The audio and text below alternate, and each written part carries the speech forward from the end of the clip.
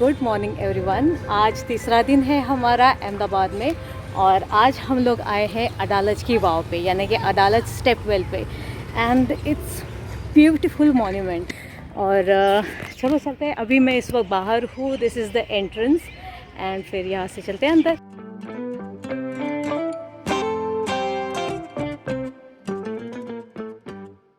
जब ये तय हुआ कि अहमदाबाद आना है तो जैसे लिस्ट बनने लगी कि कहाँ कहाँ पे जाना है, तो ये जो जगह थी सबसे ऊपरी स्थान पे थी, नंबर 1 पे।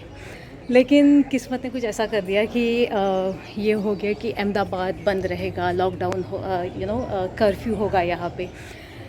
तो आई वॉज थिंकिंग कि पता नहीं यार ये वाव ओपन होगी या नहीं होगी। लेकिन थैंक गॉड मैंने ये चांस लिया कि चलो जा कर के देखते हैं, अगर खुली होगी तो ठीक है, नहीं भी होगी तो भी ठीक है। But good luck is really good. And आज मैं यहाँ पे हूँ and it's beautiful, so beautiful. बहुत ही खूबसूरत नक्शी काम है इसके ऊपर। ये 5 मंजिला वेल है, जो स्टेप्स बनी है, 3 दरवाजे हैं इसके, मतलब 3 एंट्रेंस है और फिर वहाँ से नीचे होकर के वाव है, यानी कि वेल है।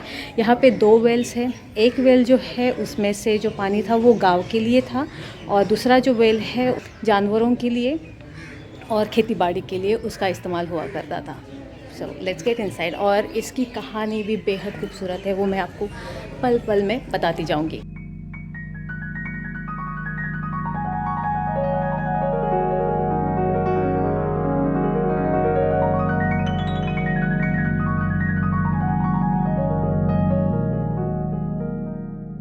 सो ये है इसके entrance, this is the first entrance.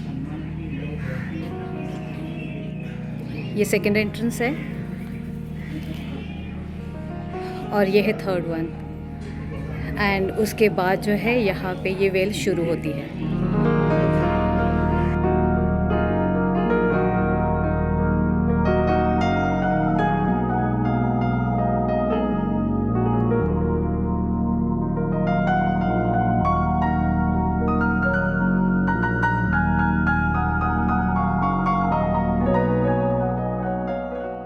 ये 15th सेंचुरी की बात है, जब गुजरात और राजस्थान में अकाल हुआ करता था। यहाँ पे पानी की बहुत ज़्यादा कमी हुआ करती थी। जो लोग यहाँ पे रहते थे वो सिर्फ बारिश के पानी पे निर्भर थे। तो यहाँ के उस वक्त जो राजा थे उनका नाम था वीर सिंह वाघेला और उनकी वाइफ थी रूपबा, जिन्हें रुदाबाई के नाम से भी जाना जाता है। और वो दिखने में बेहद खूबसूरत थी। जो राजा थे उन्होंने ये सोचा कि वो अपनी प्रजा के लिए एक वाव बनाएंगे, वाव यानी कि वेल बनाएंगे। और उन्होंने फिर ये जो वाव है, अडालज जो गांव है, उसमें स्टेप वेल का जो काम है वो शुरू किया। इसका कंस्ट्रक्शन कुछ इस प्रकार होता था कि ज़मीन के अंदर एक गहरा होल बनाया जाता था और फिर जैसे पानी लग जाए फिर उसके बाद वहाँ तक आने के लिए उन्होंने स्टेप्स बांधना शुरू कर दिया। इस जगह पर वेल का काम तो शुरू हो गया, लेकिन उसी दरमियान जब वेल का काम शुरू था तभी मोहम्मद बेगड़ा नाम का जो मुस्लिम एक राजा था, उसने इस राज्य पर हमला किया, जिसमें जो राजा थे वीर सिंह वाघेला, उनकी मृत्यु हो गई। और इनके मृत्यु के बाद बेगड़ा को ये पता चल गया कि जो रानी है, जो रुकदा है, वो दिखने में बेहद खूबसूरत है। तो बेगड़ा ने रुदाबाई के सामने शादी का प्रस्ताव रखा।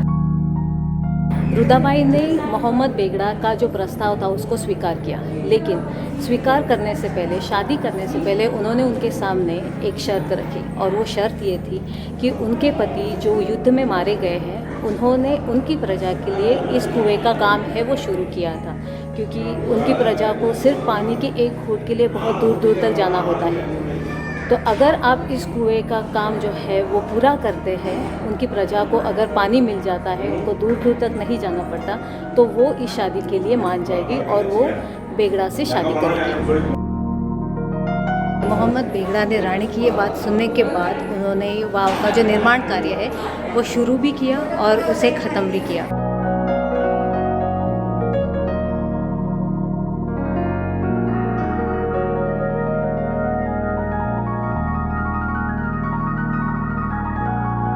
कुएं का काम ख़त्म होने के बाद जब मोहम्मद बेगड़ा ने फिर से अपना प्रस्ताव उनके सामने रखा तो रानी ने मोहम्मद बेगड़ा को कहा कि वो हिंदू धर्म से बिलोंग करती है और हमारे धर्म में सिर्फ एक बार शादी होती है, शादी 2 बार नहीं होती, तो इसलिए मैं आपसे दोबारा शादी नहीं कर सकती।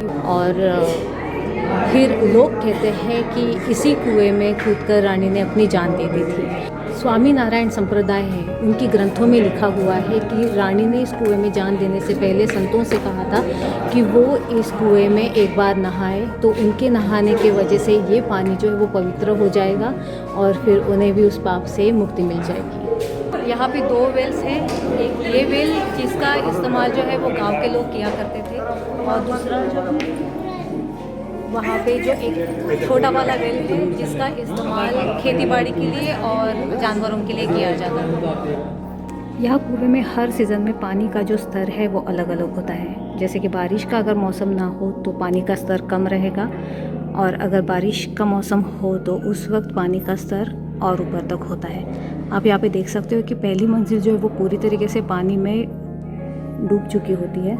यहाँ पे आप इसके निशान देख सकते हैं। यहाँ कुएं में ये नवग्रह का मंदिर है। जब भी यहाँ पे कभी कोई शुभ कार्य होना होता है तो गांव के जो लोग हैं वहाँ मंदिर में आते हैं और वहाँ जाने के लिए सिर्फ गांवकरी जो है उन्हीं को परमिशन है और किसी को परमिशन नहीं है।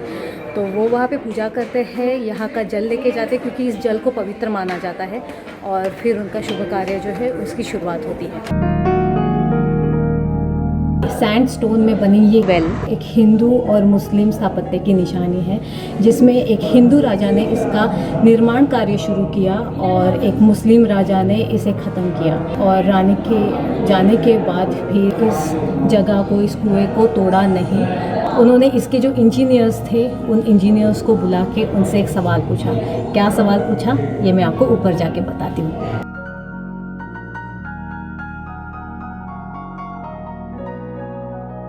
इस केव का निर्माण अगर ये स्टेपेव की तरह बनाई गई, इतनी आलीशान बनाई गई, तो ये इसका एक और रीज़न था कि ये मुसाफिरों के रुकने के लिए भी बनाई थी। तो यहाँ पे लोग जो मुसाफिर होते थे वो रुकते थे, यहाँ पे पूजा अर्चा हुआ करती थी, यहाँ पे वो रहते थे, थोड़ा आराम करते थे और फिर अपने सफ़र पर चल देते थे। यहाँ पे हम लोग ने बहुत सारा वक्त बिताया। एक्चुअली ये जगह इतनी खूबसूरत है कि यहाँ पे आप घंटों बिता सकते हो और फोटोग्राफी में एकदम लीन हो सकते हो। बहुत ज़्यादा फोटोजेनिक जगह है और शायद हमें यहाँ पे आके 2 या फिर शायद 3 घंटे हो चुके हैं और हम लोग यहाँ से निकल ही नहीं रहे। And it's fabulous. तो जब मैंने लिस्ट बनाई थी तब नंबर 1 पे इस जगह को ऐसे ही नहीं रखा था। अभी हम लोग आए हैं ऊपर की तरफ। कुआं जो है वो यहाँ नीचे है और हम लोग हैं यहाँ ऊपर। और जो दूसरी कहानी मैं आपको बताने वाली थी वो कहानी है यहाँ की। हम उस कहानी की बात करते हैं। बेगड़ा ने सारे इंजीनियर्स को बुलाया और उनसे पूछा कि क्या आप ऐसी ही एक बावड़ी तैयार करेंगे फिर से। तो वो खुश हो गए और फिर उन्होंने उस बात के लिए हाँ कहा कि सामने से अगर ऑफ़र आ रही है तो क्यों छोड़े करके। लेकिन जैसे उन्होंने हाँ कहा और बेगड़ा ने उन सब को सजाए मौत की शिक्षा दे दी और फिर सबका कत्ल किया। और उन सब की जो कब्रें हैं वो यहाँ पे है। आप यहाँ पे देख सकते हैं कि ये कब्र टूटी हुई है और लास्ट की जो कब्र है वो टूटी हुई है। बीच में 5 कब्रें आपको इंटैक्ट दिखेगी। तो ये उन 7 इंजीनियर्स जो थे ये उनकी कब्रें हैं यहाँ पे बनी हुई ऊपर। ये जो आप सामने देख रहे हैं ये रहा मेन वाला कुआं जो गांव वाले इस्तेमाल करते थे। और इस कुएं के यहाँ से साइड से उतरने के लिए यहाँ से भी एक रास्ता हुआ करता था। You can see the steps over here. ये स्टेप्स आप यहाँ पे देख सकते हैं जो वहाँ पे बाहर निकलती है। ऐसी ही जो सामने की तरफ, यहाँ सामने की तरफ भी वैसी ही स्टेप्स है जो यहाँ पे अंदर निकलती है। शायद से थोड़ा सा दिख रहा है बट ये बालकनीज़ की तरह है, वैसे ही नीचे भी है। दूसरा जो कुआं है वो यहाँ सामने की तरफ है। ये कुआं है यहाँ पे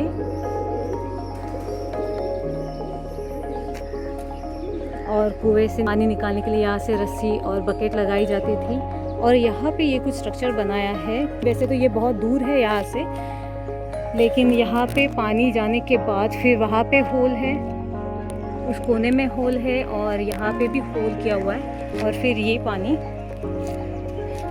यहाँ से आता है एंड अगेन यहाँ पे होल दिया हुआ है एंड देन फिर पानी जो है वो बाहर निकल जाता है। तो आइडिया नहीं कि ऐसा क्यों दिया है। ओके, तो यहाँ पे जो एक चीज़ की कमी है इस जगह पे, वो आप इस साइड में देख सकते हो। यहाँ पे पानी आने के बाद ये जो पानी है,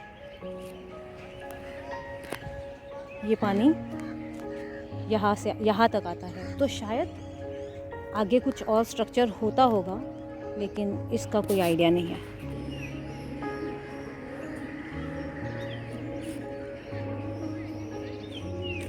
वैसे ये जगह पिकनिक के लिए वगैरह, यहाँ पे आके बैठने के लिए, अपनी फैमिलीज़ फ्रेंड्स के साथ आने के लिए बेहद खूबसूरत है, जहाँ पे आप फ़ोटोग्राफी के मज़े ले सकते हो और फिर यहाँ बैठ के खाना भी खा सकते हो। आई होप कि आपको ये जो व्लॉग है ये पसंद आया हो, आपने एंजॉय किया हो इन सारी चीज़ों को। अगर आपको ये पसंद आया then to like, share and subscribe to my channel. मिलते हैं नेक्स्ट टाइम, बाय।